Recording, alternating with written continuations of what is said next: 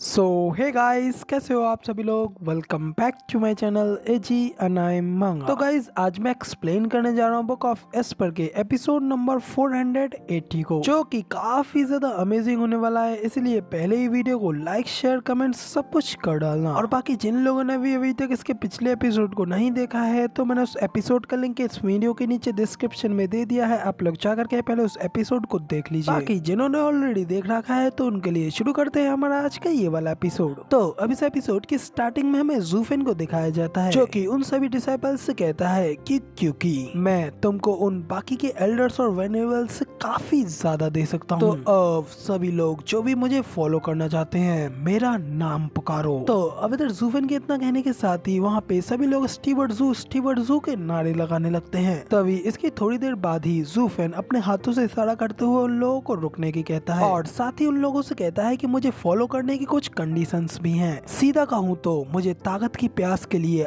आवारा लोगों की कोई जरूरत नहीं है, इसलिए मैं यहाँ लेबर ऑफिस में जल्द ही एक ट्रायल सेटअप करने वाला हूँ। मैं तुम सभी लोगों में से हर एक किसी का टेस्ट लूंगा, और अगर तुम इस एलाइट लेबर ऑफिस में ज्वाइन होने के लिए वर्दी होगे, और अगर मेरे एंडलेस रिसोर्सेज को पाने की क्षमता तुम्हारे अंदर होगी, तो मैं ये प्रॉमिस करता हूँ कि जो कोई भी यहाँ पर पास होगा वो एक एल्डर या फिर वेनरेबल जरूर बनेगा, और आगे से उसे अशुरा सर्कल में ज्वाइन होना नहीं पड़ेगा। और रही बात उन डिसाइपल्स की जो कि यहाँ पर फेल होंगे, तो उन लोगों के लिए सॉरी है, मगर वो लोग सिर्फ सिंपल लेबर ही बन करके रह जाएंगे और असुरा सर्कल में अपनी डेथ का इंतजार करेंगे। तो अब ज़ूफेन की ये बात सुनकर के तो काफी सारे डिसाइपल्स घबरा गए होते हैं, थोड़ा परेशान होते हुए एक दूसरे से कहते हैं, रुको जरा, क्या हमें अभी भी एक टेस्ट को पास करना है? लेकिन मैंने तो हफ्तों से कोई भी कल्टीवेशन प्रैक्टिस नहीं की है। और ज़ूफेन उन लोगों से कहता है कि तुम लोगों में से जो कोई भी स्ट्रॉन्ग बनना चाहता है वो मेरे साथ आए, लेकिन अगर तुम मुझे ज्वाइन करके स्ट्रॉन्ग बनने के स्टेप को लेने से डर रहे हो, फिर तो तुम लोग पक्का से अपने चींटियों वाले फेथ को डिजर्व करते हो।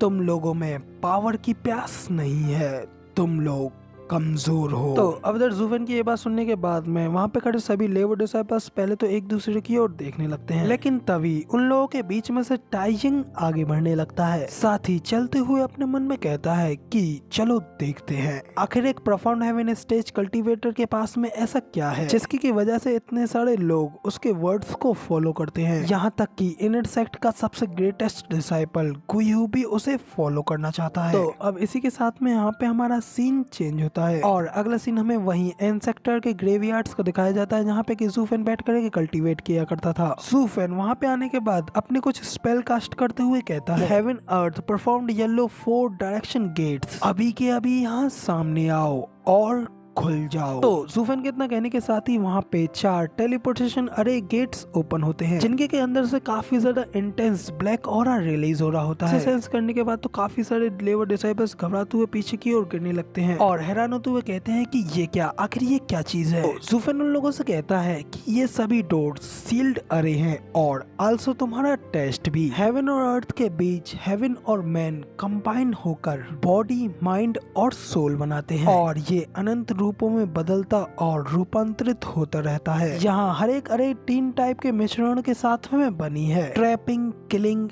एंड वाइल्डरिंग, एक हमेशा बदलती हुई जगह। तो मैं सिंपली बस इनमें से एक टेस्ट को पास करने की जरूरत है, और फिर तुम लोग इस लेबर ऑफिस में अलाइट बन जाओगे, असुरा सर्कल से आने वाली सारी सफरिंग से पूरी तरीके से बच जाओगे। तो अब तो ये सब सुन टाइजिंग कहता है कि क्या तुम्हारे कहने का मतलब ये है कि वो चारों एक जैसे हैं, मगर लेकिन फिर आखिर यहाँ पर 4 गेट क्यों हैं? तो अब तो ये सुन फिर ज़ूफेन भी हल्की से स्माइल करते हुए उससे कहता है कि बहुत अच्छा सवाल है, 4 दरवाजों को बिल्कुल एक जैसा बनाना एक पॉइंटलेस काम है, इसलिए ये येलो वाला डोर सबसे सिंपलेस्ट है। हेवन और अर्थ प्रोफाउंड एंड येलो को डिफरेंट एस्पेक्ट से टारगेट करता है, और डिफिकल्टी येलो से हेवन की ओर बढ़ती जाती है, जैसे कि आउटर डिसाइपल, इनर डिसाइपल और एलाइट डिसाइपल्स। ये हेवन डोर अरेज 5th ग्रेड, 6th ग्रेड और 7th ग्रेड की अरेज है। इधर अरेज की रैंकिंग के नाम सुनकर के तो टाइजिंग के पसीने छूटने लगते हैं, और वो अपने मन में कहता है कि क्या ये बच्चा एक्चुअली में 7th ग्रेड की अरेज को भी सेटअप कर सकता है। दूसरी ओर जुफेन उन लोगों से कहता है कि ये 4 दरवाजे तुम्हें अलग अलग एस्पेक्ट से टारगेट करेंगे और जैसा कि तुम लोग यहाँ पर देख ही सकते हो, मैं यहाँ पर तुम्हारे स्ट्रेंथ को नहीं बल्कि पोटेंशियल को टेस्ट करने वाला हूँ, क्योंकि वैसे भी तुम्हें बस मेरे साथ में कुछ टाइम तक रहना है और ताकत तो फिर तुम्हारे पास अपने आप ही आ जाएगी। जुफेन की ये सारी बातें सुनने के बाद में फिर टाइंग फिर से अपने मन में कहता है कि बहुत ही ज्यादा इंटरेस्टिंग, एक व्यक्ति यहाँ पे पहले से बस स्टेटस को चेंज करने के लिए निकल गया है और ये लड़का उसका दाहिना हाथ है जो कि यहाँ पर इस लेबर ऑफिस में केओस फैला रहा है। ये बिल्कुल ऐसा है कि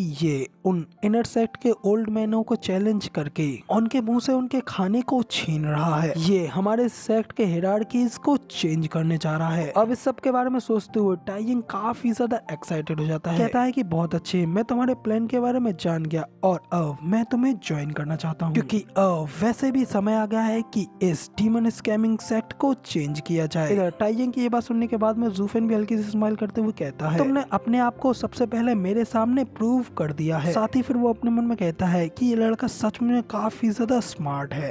टाइयिंग जुफेन से कहता है ये करने से पहले मुझे एक जवाब दो, जब मैं यहाँ से बाहर आ जाऊंगा तो क्या तुम मुझे अपने साथ ले जाओगे? तो जुफेन कहता है कि हाँ जरूर, लेकिन मैं पहले तुम्हें वार्न कर दूं, यहाँ पे इसके अंदर एक किलिंग अरे है और 3 साल तक बंद होने की वजह से कहीं तुम्हारी ताकतें कम ना हो गई हो, इसलिए अपनी भलाई के लिए तुम प्रोफाउंड दरवाजे को ही चुनो। जुफेन की ये बात सुनने के बाद टाइयिंग तो थोड़ा परेशान होता ही है, जबकि पीछे खड़ा डिसाइपल तो और भी ज्यादा घबराते हुए कहता है कि क्या हम इसके अंदर मर भी सकते हैं? तभी टाइयिंग स्माइल करते हुए कहता है, एक जीनियस की तरह जीना और एक हीरो की तरह मरना, मैं अपना पूरा जीवन पूरी तरीके से ना जीने की बजाय यहाँ पे इसके अंदर मरना ज्यादा पसंद करूंगा। इतना कह करके टाइयिंग आगे उन गेट्सों की ओर बड़ी तेजी से भागने लगता है। वो अपने लिए सबसे पावरफुल गेट यानी कि एलाइट गेट को चुनता है। तो देख करके तो एल्डर जुआन भी कहते हैं कि इस बच्चे के पास में सचमुच में काफी ज्यादा अच्छी पर्सनैलिटी है और वो जरूर एक दिन काफी ज्यादा महान उपलब्धियों को अचीव करेगा। तभी जुफेन भी कहता है कि हाँ, उन बूढ़ों का कचरा दूसरे आदमी के लिए एक सोना है। तो अब जब जुफेन ये सब कह रहा होता है कि तभी अचानक से कोई उसके करीब से बड़ी तेजी से गुजरता है, वहाँ के सबसे हार्डेस्ट गेट के अंदर चला जाता है। जो देख करके तो बाकी के सभी लोग हैरान होते हुए कहते हैं कि आखिर वो कौन था जो कि उस हार्डेस्ट गेट के अंदर सुसाइड करने के लिए चला गया। तो तभी दूसरा कहता है कि वो गुइहो था,